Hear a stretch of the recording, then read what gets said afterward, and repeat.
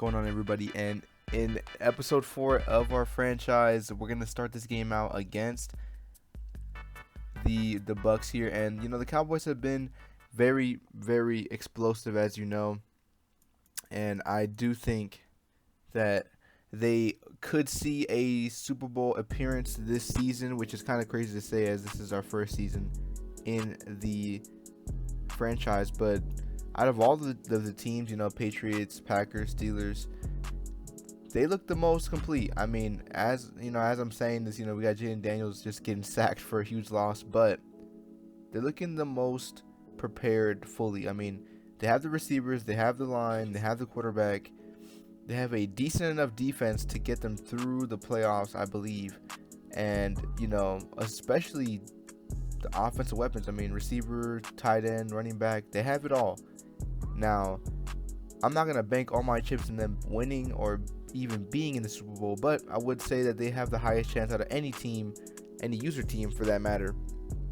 Because out of the four of us, they had a great start, and you can see that. I mean, they have a really good double back system as well with Blue and Drango, and then also Mafa. So they get this win over the Bucks, and I think that even though it was a close game, I still believe that they're gonna be pretty unbeatable throughout the season. I mean, the Packers 6-4. Not saying that they're a bad team, but they're probably one of the best. But the Cowboys are probably one of the best teams in the NFC currently.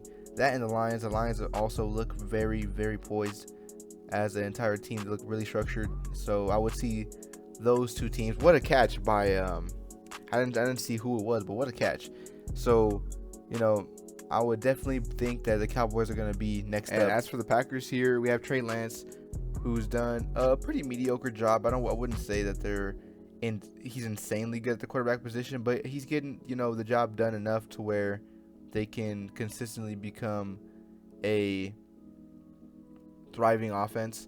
And immediately, I don't know what Wilson this is, but Wilson III goes and gets a kickoff return, so making this 14-7 huge lead change for the Packers. And immediately Nick Harbor as well, breaking 3 tackles, it looks like, and it goes all the way to the end zone, making 21-7. But after that touchdown, the offense does get stalled, but then the defense gets another stop. And in the following drive, they throw a nice touchdown to Christian Watson, and they get another stop, and LaJarvis Best pretty much gets the first down to end the game. So 28-7 versus the Falcons, a huge win for them as well, going to 7-4. And now we have the Steelers versus the Bucks, who we have seen already in this episode. So they've made 2 appearances already, and a little bit different it looks like, because the Bucks, even though they did score 20 points in the Cowboys game, they looked pretty poised, and they end up getting a field goal. So they get some points in the first drive of the game, and Jaylen Warren breaking people's ankles there, but Anthony Richardson throws a strike to Roman Wilson, and he ends up getting the first points for the Steelers there. And Stephen tries to make this tackle, but Bucky Irving kind of throws him off, and Caleb Ransaw turns into a missile. They end up getting a touchdown in the back of the end zone, so now it's 10-7. John Mechie gets a nice reception for some extra yards, but I think it was holding. Made it 3rd and long. We end up getting sacked, so now they get the ball back. And on 3rd and 9, what's it called? Baker Mayfield just throws back-to-back great completions, and I believe Kenneth Gainwell just head topped our best corner in the back of the end zone. I don't know how that's possible, but he ends up getting a touchdown, and again another touchdown. So now we have 24-14 in this game. Norton couldn't hold it in here, so Bucky Irving gets this catch in the flat, and he goes up getting that first down, pretty needed for that offense. And Bucky Irving gets another handoff, and he goes all the way in. So honestly, our offense didn't look too great up to this point, and I was really hoping to call some plays to rejuvenate it. And I think Anthony Richardson wanted a little bit more than what I was calling, because he just threw it up. I mean, I get it, it's the end of the half, but still, we would like to get at least 3 points out of that. And Anthony Richardson on 4th and 25 couldn't get anything, too much pressure. And then he ends up on the following drive getting a first down and then running it in for himself. But we still end up losing to the Bucks. It wasn't really a pretty game at all, and honestly, I would want to try to just forget about it. So we're going to do just that, and we're going to look at the Cowboys versus the Jags. And Xavier Worthy immediately comes out after the touchdown in the first drive and gets a second one. And Drango, who has been such a problem for opposing defenses, just tearing up. And Blue, who has been such a great supplementary running back. I mean, he comes in whenever Drango needs a rest break, and he's not on the level of Drango, but he's good enough to where you don't see a huge loss. Obviously, he's not a touchdown threat on every play, but he will fight for some extra yards to get that first down. That's what you need out of a running back. And Drango, this is what I'm talking about when I say touchdown threat on every play. You know, he just took that gap and went all the way for like 40 yards, ended up getting a touchdown. So now it's 28-25 and nearly breaking out of there. But Cowboys, a huge win, 42-25 against the Jags. And honestly, the Cowboys have been looking so explosive. I keep saying it, but it's just like, who's gonna stop this type of offense? You know what I mean? I would love to see the Patriots or the Packers face them.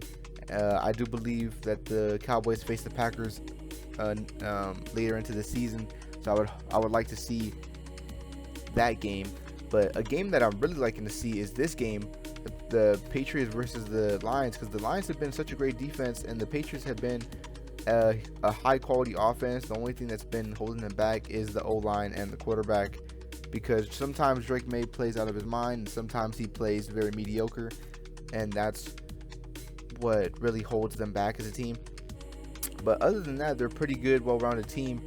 And the Lions, like I said, were a really huge solidified defense. I mean, you could just tell the corners and the linebackers play seamlessly to where they're supposed to be.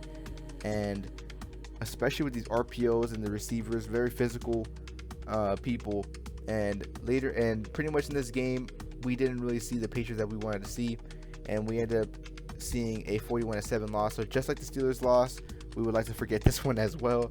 So, and just like I was saying, here we go. We got the Cowboys versus the Packers here. And Jaden Daniels opens this game out, throwing to Brian Thomas, getting the first points of the game. And here we go. So, there was some trade talks for a new quarterback because the Packers didn't really like how Trey Lance was performing. Like I said, he was pretty mediocre.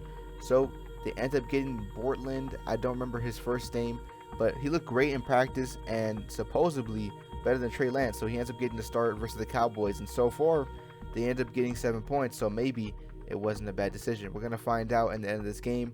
But continuing this game on, we have Avils for his first catch of the game, getting a nice gain. And I think the Packers so far have done a great job sustaining this Drango run. But Maffa, which is the third power back looking position, he has a nice broken tackles, a couple of them, and he ends up getting they end up getting a touchdown because of his great efforts. And now with the stop from the defense, now we're going to see another stop from the Packers defense, so back-to-back stops, and Nick Harbor takes off. I think the safety was a little bit too preemptive on that tackle, and he ends up selling pretty big there. And Blue with a nice run, and Xavier Worthy to follow it up, getting the touchdown, 21-14. So Nick Harbor again, huge run out of him. I don't know why he spin moved, but nonetheless, 3 seconds left, and as long as they get him on the ground, it wouldn't be that bad, but they don't. Jaden Reed, who has been such an elusive gadget type of player, just goes up and gets that touchdown to end the half, which is huge for the Packers. I mean, I know they get the ball at half, but they don't do anything with it. So huge touchdown for them. And Blue, oh my goodness. And this is what I was saying when I say that he is such a great supplementary running back, because what are we talking about? Stiff arming 2 opposing players and your teammate, going for the touchdowns, probably one of the biggest plays I've seen in this game so far. Braden Walters, a nice catch. And now we got the game tied up here. You know, not a lot of Braden Walters talk so far. I mean, he's been a great receiver, but not living up to the huge hype that he had coming into the draft. So I would like to see the Packers really get him into a role, kind of like how Matthew Golden a couple of seasons ago when he got drafted. I would like to see him, get into more of a voluminous position in the receiving room. But nonetheless, like look at this. This is what I'm talking about. Braden Walsh is such a huge impact, and he can be, but sometimes he just doesn't get that much volume. And a huge throw from Jaden Daniels. What a needle! I don't know how he got through there. I think the safety overplayed it or something, but Jaden Daniels looking 39, trying to get something going. Shoemaker, and intercepted on the goal line. So that could be game. We're going to find out right now. 2 minutes left. The defense still could stop them. We're going to see Nick Harbor get tackled for no gain. And Nick Harbor again breaking multiple tackles. Now it's 3rd and short. That ends up being 4th and short. And the rookie couldn't make it happen. So here we go. We got Blue on 2nd and long. Makes it third and medium. And Kyle Pitts gets him in the red zone. Jaden Daniels throws a strike of a throw, making this 42-34. But a fumble on the 2-point conversion, and Gross Matos, I don't know how you say his name, but he almost returns it. He ends up getting tackled by Blue, and this tackle pretty much signifies the end of the game. Huge game for the Packers. I mean, like I was saying, how are you going to stop this type of offense? And the Packers proceeded to say, we don't need to stop the offense. We only need to stop the offense once or twice. What we really need to do is just outscore them. And to outscore such an explosive offense with such a, I want to say, NFL style, slow pace style offense, and really be that productive to win, very impressive by the Green Bay Packers. I mean, to be able to run and pass like that is very impressive, especially with the new quarterback in his first start for your team. Very impressive, and a little bit underwhelming from Drango. I know Drango has a lot of injuries because he gets a lot of volume, but I would love to see him more in the times that really count, because Drango is more of a first half type of running back, and I would love to see him be a full game running back in the near future. But to start this game out with the Steelers, they getting 2 scores unanswered pretty much, as the defense has played very great. And this is a really big turning point for the Steelers. If they get this win over the Saints, who has a similar record to them, Taj Rivers doing great things. If they get a game winning, if they get a game like this where it's close in record and close in skill, and they end up winning, they could turn the tide and really make it to where they can have a playoff berth. Even if it's just a wild card, they could still have a playoff berth. And Stefan is really one of the reasons why that is a thing on the defense. I mean, he's been such a great player that he's, for sure defensive rookie of the year. I mean, he's putting up stats just like a linebacker who's a veteran. Huge interception by Nick Mwari on the goal line, which really stopped their momentum. And a last-second catch from Norton ends up getting this score 24-0. So, like I was saying, this is a huge win. And honestly, if they can really get this done, I mean, it looks like it, because the defense and offense have been looking outrageous. As the defense, you see everybody gather up here. They're feeling themselves. And you know what? They've had 2 or 3 forced fumbles already. Really looking dangerous as hell. I mean, on offense as well, the whole team as a whole has looked very, very polished, which was not something that we saw in the first 5 weeks, I would say, because the first week was a gimme win, but the following 5 weeks after the first game, another forced fumble, so 4 in the game. It's insane. But like I was saying, the first after the first win, the 5 losses after that, we looked very rushed, unpolished, and really rusty. But this 59-10 win over the Saints is huge for us. I mean, now we could really have a chance to go into the playoffs as a wild card, and that's something that could be said for the Patriots as well. I mean, they're similar record, 5-7 against a 9-3 team. If they can get a win over such a giant in the AFC, You know, you could only imagine what type of run they could be getting on in the playoffs. So hopefully the Patriots can get this game out. And in second and goal, they end up getting Trayvon his touchdown. So Henderson does a great job there. D-line making a great sack, but I don't know what happened there. 2 corners on that third and long, and they end up not getting it, but they end up stopping them anyway. So now it's 14-6, and you know they couldn't get it on 4th and long, and they end up getting scored on, and it's not looking too great. But Ben Becker, you know what I mean? Ben Becker's honestly been. I didn't think I was going to be saying this in the beginning of the season, but halfway into the season, Ben Becker is the best rookie receiver. Like, I didn't think that coming into the draft that Braden Walters was going to be not the best. I mean, I thought Braden Walters was the most polished receiver there. But Ben Becker has been such a great asset to this Patriots team. I know he just fumbled right there. I don't know why that timing is insane, but he's been way more. I know you're gonna say you're gonna go back to the Vikings game where Braden Walters had top 2 people. I get it, but Ben Becker has been consistently making contested catch after contested catch after contested catch, and he has a really good route tree. Who has been very, very explosive and dangerous after the catch as well. Not just when you get the ball, but after the catch as well. Very dangerous. And I think that is something that Braden Walters can do, just doesn't get the chance to. And I think that's more on the offensive play calling, you know, especially when you have a quarterback like Drake May instead of a quarterback like the Packers have. You know what I mean? But going into this game against the Browns, the Steelers, not too good at the start, you know.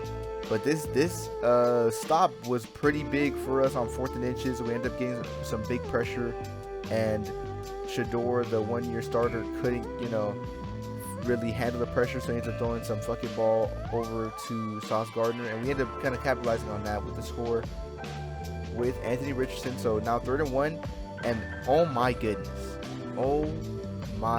look at this. This is what I'm talking about. Veteran presence from our rookie linebacker. I mean, what a way to change the dynamic of a game on 4th and 1 or 3rd and 1, whatever it was. You know, and this is why we drafted him. Where we drafted him. You know what I mean? Like, I know he wasn't a high draft pick, but you know, he was a steal. Huge catch for Norton and Sauce Gardner. I don't know what he's doing. Stefan ends up saving the day once again. And I think Shador got injured. They ended up putting in a backup, and this is where we really had a chance. And Taj Rivers, who I want to say is the most underrated receiver right now, ends up icing the game for us, 29-22 over a huge veteran in Denzel Ward, which is insane to me. They end up getting a huge win after that against the Browns. And now with Brian Thomas and Kyle Pitts doing their thing, you know, back-to-back receptions for them. Drango getting a screenplay, and oh my goodness, I don't know who got pancaked like that, but that old lineman needs a raise and some snacks. Oh my goodness. Wide open Kyle Pitts, and it's looking very impressive, like I said, for Cowboys. I think the Cowboys just need to calm down when they're facing a team that is very, I want to say, fundamental. You know what I mean? When you're facing a fundamental team like the Packers, or sometimes like the Patriots are weird sometimes, because sometimes they'll be fundamental and sometimes they'll be very sporadic. But when you're facing a real fundamental team like the Packers, I feel like they just don't know how to handle it for some reason, and they do very good in shootouts. I know the Packers game was a shootout, but for the most part, it really was a fundamental game that got out of hand. So a huge win over Seattle for the Cowboys, and now this is a game that's very interesting. You know, 41-7 win over the Patriots, but now can the Lions do it to the Packers, or can the Packers overcome a team that no one has overcome yet? I mean, I know they lost 2 times, but I mean, out of the users in this franchise, no one has overcome this team yet. So Nick Harbor, huge move, and the person with a 3rd start on the team ends up throwing an interception, which is understandable. Not something you really want to see, but understandable. Huge catch out of Christian Watson, getting a 1st down, and so does Matthew Golden, who I actually like seeing that type of receiver screen. I like that. I would like to have him more in on those little gadget type of plays. Tucker Kraft, huge catch. 21-14, close game in this 3rd quarter right now. And Borland on 4th and long, couldn't get it done. Matthew Golden, bad out of the hands of his. And Nick Harbor doing what he does best. You know, I know the Packers have probably one of the best run blocking schemes in the league right now, but Nick Harbor's done such a great job. You know what I mean? Such a great job out of them. And yeah, they end up losing sadly to the Lions, though. It wasn't what we wanted, but you know, it was a close game for sure, more competitive than the one against the Patriots. And you know, the Patriots, like I said, they're very wishy-washy. You know, sometimes you're gonna get a very elite team, and sometimes you're gonna get a team like this. And like I said, it really comes down to this quarterback. I don't know what Drake May is doing. And Antonio Gibson, huge run out of him. Who again, Ben Becker, huge block by him. See, that was a nice throw, and this is a nice throw too. This is what I'm saying. When you're not consistent as a quarterback, it's not something that's very trusting in a team. You know what I mean? Like, a team's not gonna trust you when sometimes you throw like a Greek god, and sometimes you throw like a freaking middle school quarterback. You know what I mean? Like, you never know what you're gonna get out of this quarterback, and I think that's what unsettles the team as a whole. Ben Becker couldn't get it in there, but you know, I think if you're a Patriots fan, even though you're losing in these close games, I would be excited for the next season. You know, there's been some trade talks. Is Drake May gonna leave? Is he gonna get signed? Is Kiki Little gonna get picked up by the Patriots? You know, this is what we're talking about in these trade rumors. I know we're still in the mid-season, and I know we should still be worrying about football right now, but oh my goodness, Nick Harper, what a run. But I know we should be Braden Walters, what the fuck are we doing? Must have heard me talking trash about him from Ben Becker. But like I said, I know we should be thinking about current football right now, but if we're the Patriots and we don't really get the wins that we want, maybe we tank. I don't know.